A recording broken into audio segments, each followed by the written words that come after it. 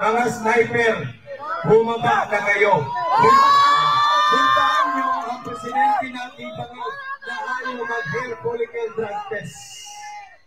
Siya ang aristuhin ninyo. Siya ang sniperin ninyo para si Inday Sara na ang papalit. Hala, nadinig niyo yun? Teka lang ha. Nadinig niyo ba yun? May inuutos siya, di ba? I-sniper. I-sniper. Ibig sabihin, tsugiin. Narinig niyo po yun? Sino yung nag-utos? Yan, itong picture na nasa gilid ko, itong putang inang bakla na to. Itong nasa gilid ko po, ito. Yung mukhang yan. Oo. Yung aso-aso ni Kibuloy, itong putang ina na to. Inutusan po niya yung sniper na pababain na daw. Okay, kasi nasa rooftop yata, no? Nasa building. Bumaba na daw at si PBBM daw po ang ulihin at sniperin. Yun yung sabi ng tanga na to.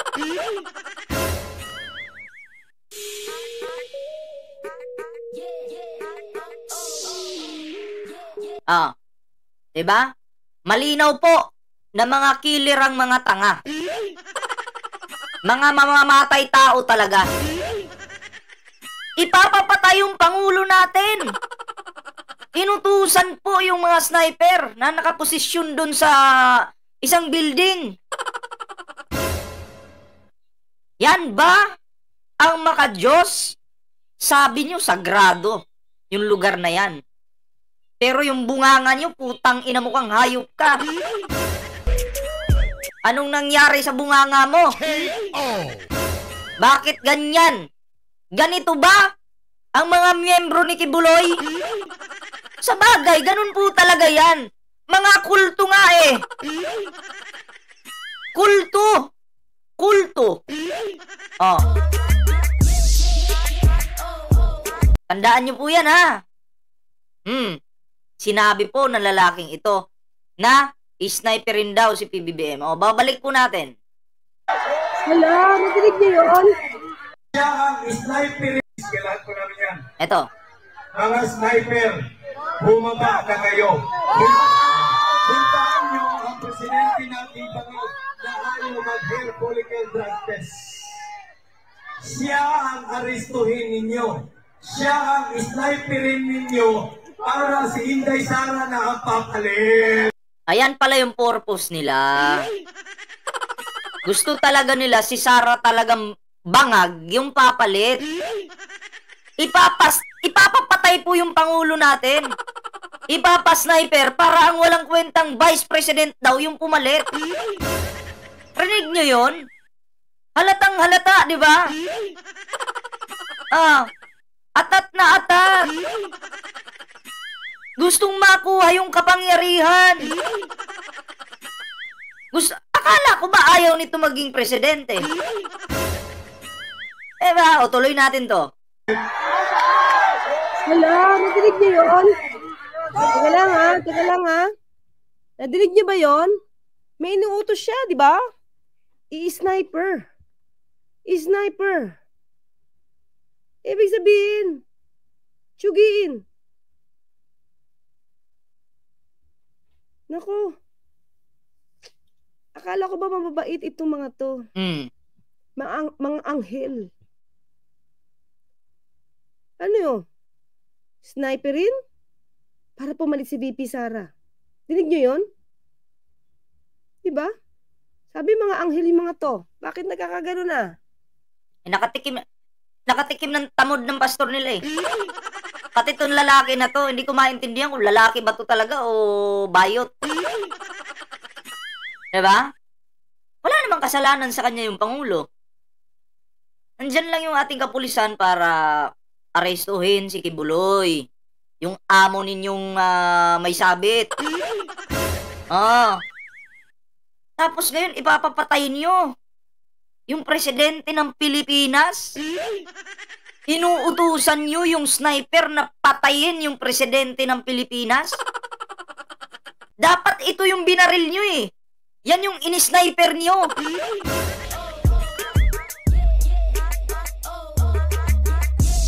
Oh, Okay, tuloy natin.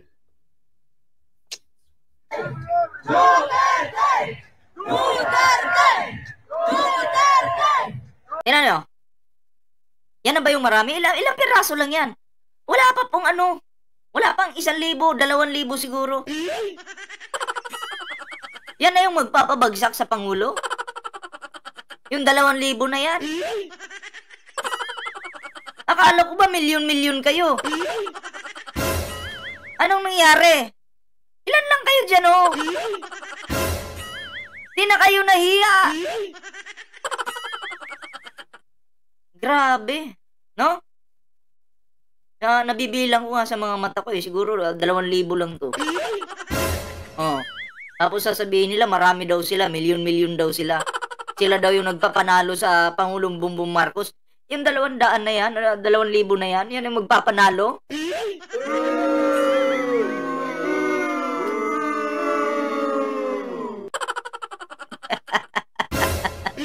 Di ako yung natatawa. Parang 2,000? Partida yung iba dyan. Marites lang, nagmamarites lang. Hindi naman talaga sumusuporta sa ano, sa Dutae o kay Kibuloy. Partida yung iba dyan, bayad lang, kaya nandyan. Oo, wala naman talagang pinaglalaban.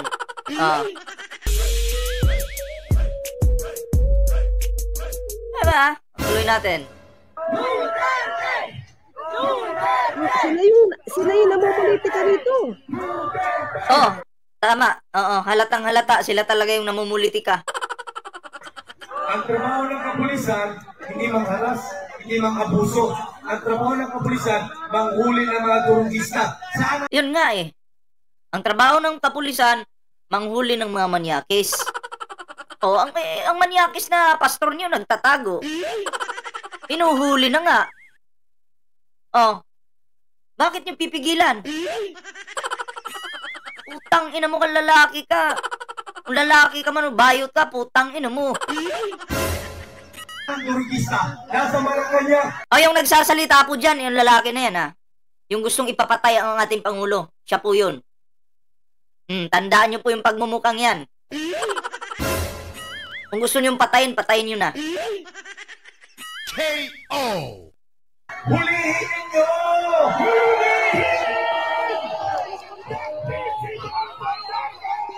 Eto, sa tingin nyo yung pasigaw-sigaw nyo dyan, may magiging epekto ba sa pagpapabagsak ng Pangulong Bongbong Marcos? Naglabas na kayo ng fake video na may pulburon. May nangyari ba? Hindi nyo na kasi kayang lukuhin ang mga tao sa panahon ngayon. Hindi na. Matatalino na po ang mga tao ngayon kasi may social media na. Alam na nila ang totoo. Sa panahon nyo kasi, hindi pa uso yung social media noon. Diba? Kaya maraming nauuto, nabibrainwash. Akala kayo yung tama, kayo pala yung may tama. May tama sa utak, di ba? Marcos Banat! Marcos Banat! Marcos Banat! Marcos Banat! Marcos Banat! Marcos Banat! Marcos Banat! Ulitin natin. Ano kayang epekto nun? Yung pasigaw-sigaw nila na Marcos Banat daw. Oh. Di ba? Ano kaya magiging epekto niya sa Pangulo? Sino kaya yung mga mawawala ng laway? Kayo lang. Tsaka kasigaw nyo ng kanya yung kabubuhan nyo. Kabubuhan nyo yan eh. Sa totoo lang eh. Diba? Kabubuhan yan. Hindi na kayo nag-isip. Akala ko yung kanilang pastor maangas, may tapang, nasa katotohanan, Diyos, anak ng Diyos. Diba? Pero bakit natatakot sa batas? Bakit nagtatago ang kulangot na pastor na to? Bakit ka nagtatago? Magpakita ka na, manyakis ka! Ano na? Magpakita ka na! Lanjua naman, oh. Nakaka-clear. Sila yung namumulitika dito. Isa lang ang issue dito. Dapat sumuko na si Pastor Kibuloy. Tapos naiiba na yung issue eh. Ang sinisiraan nila dito, yung Pangulo na nagpapatupad ng batas. Diba?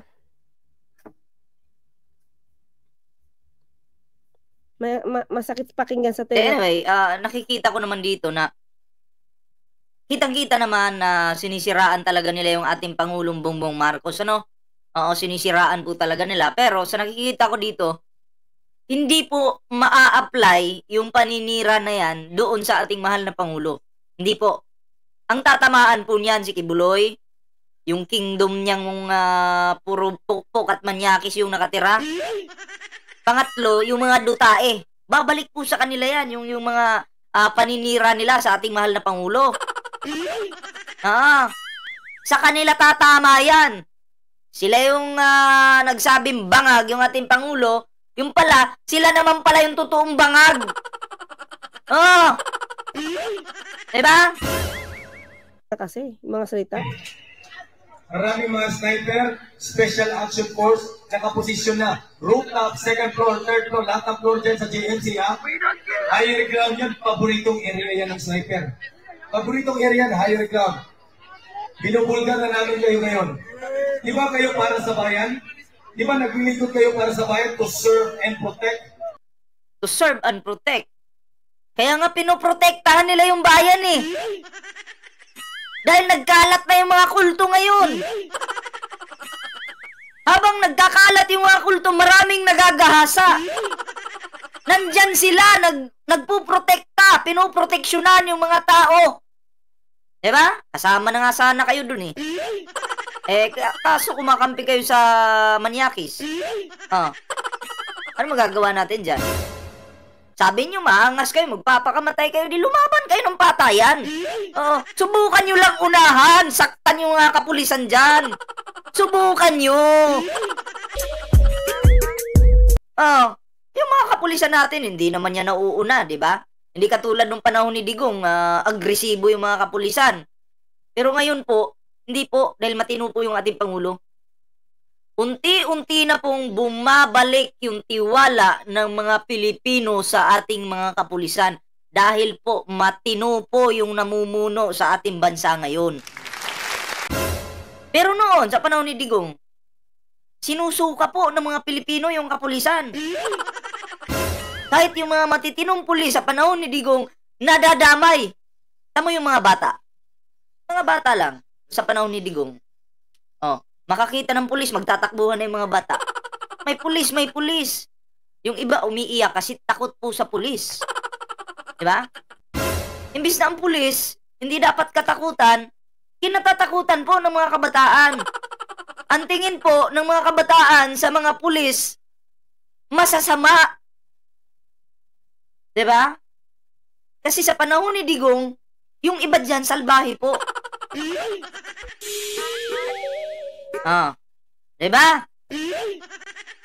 As Filipino citizen, dapat nandun kayo ng kaposisyon malapit sa Malacanang. Dapat abangan ninyo ang labas ng bangag na presidente. Isnaiperin ninyo para ang papalit ang ating mahal na Vice Presidente, Inday Sara Duterte. Maliwanag po yan. Dapat po ito yung pinatay ninyo, tinagtad nyo ng bala sa ulo itong putang inanto. Kasi ito yung nag-uutos. Napatayin daw po, isniperin yung ating mahal na Pangulo. Okay? Itong putang inanto, yung targetin ninyo sa ulo, tarin nyo ng bala, patayin ninyo.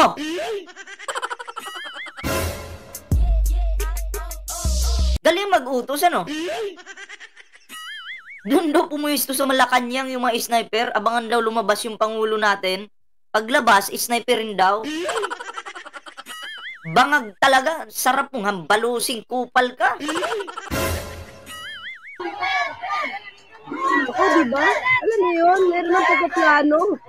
May binabalak. Pag may nangyari sa mahal na Pangulo, walang ibang babalikan dito kundi ito at mga Duterte at yan si Kibuloy. Matik yan. At yung mga kampo nila dyan, kasama na yung mga vlogger nila dyan. Pag may nangyari sa Pangulo, talagang kayo yung babalikan dito. Kasi, ano to, Noy? Kumbaga, pagbabanta na po ito. Or pag-uutos. Nag-uutos kayo. Diba? Mas gusto nilang mawala. Tama ba yung mga tawag na gurgur? Gusto nilang mawala na sa earth. Bakit hanggang ngayon, hindi niya Para pumalit si sinasagot VP ang Sara. hamon natin na magpa-hair follicle drug test? Sige nga. Putang ina, sino ka ba para sundin kang putang ina mo ka? Ha? Sino ka ba? Iharap nyo sa akin to. Putang ina kung papatay dito. Papatayin ko yan. Tarantado ka, mag-uutos ka. Gusto mo akong pumatay sa'yo eh.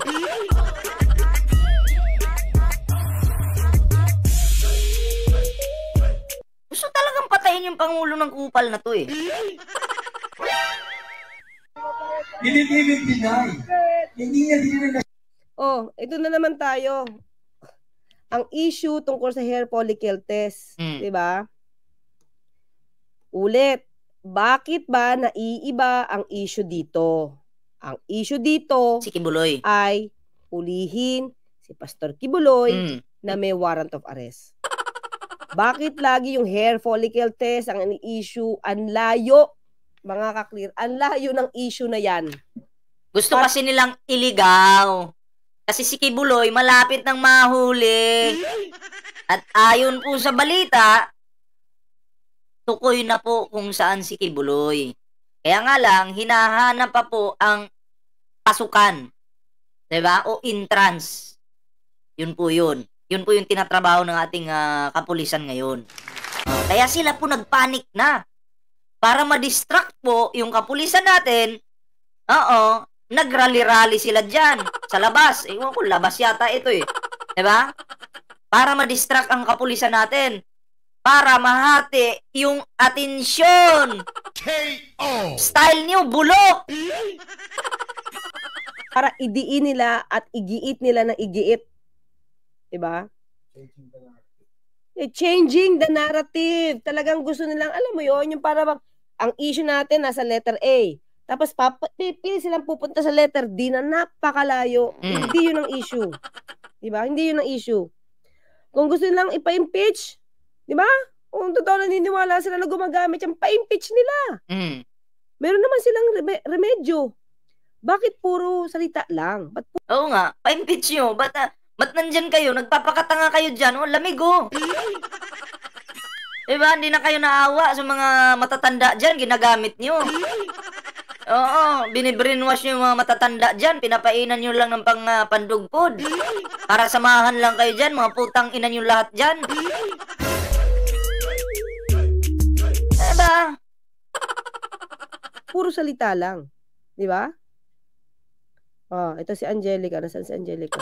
Anyway, yun po yung ating ngayon. Yun po yung ating i-share po natin ang video na to mga pre kasi talagang may pagbabanta sa ating Pangulo. Talagang nag-utos na po sila na patayin daw po yung ating Pangulo. Okay? Wala pong ibang nag-utos niyan kundi itong aso ni Kibuloy. Maliwanag po yan. Pag may nangyari sa Pangulo, ang babalikan po dito itong putang ina na to, si Kibuloy at ang mga dutae. Matik po yan. Oo. Siguraduhin nyo lang kapag may nangyari sa Pangulo, putang ina mo ka, ikaw ang unang mamamatay. Ikaw ang unang mamamatay pag may nangyari sa Pangulo, putang ina mo ka. Sinasabi ko na yan sa'yo, ngayon pa lang. Diba? Putang ina mo. Kapag lang talaga sinasabi ko sa'yo, magdasal ka na. Pumasok ka na sa puki ng nanay mong hayop ka.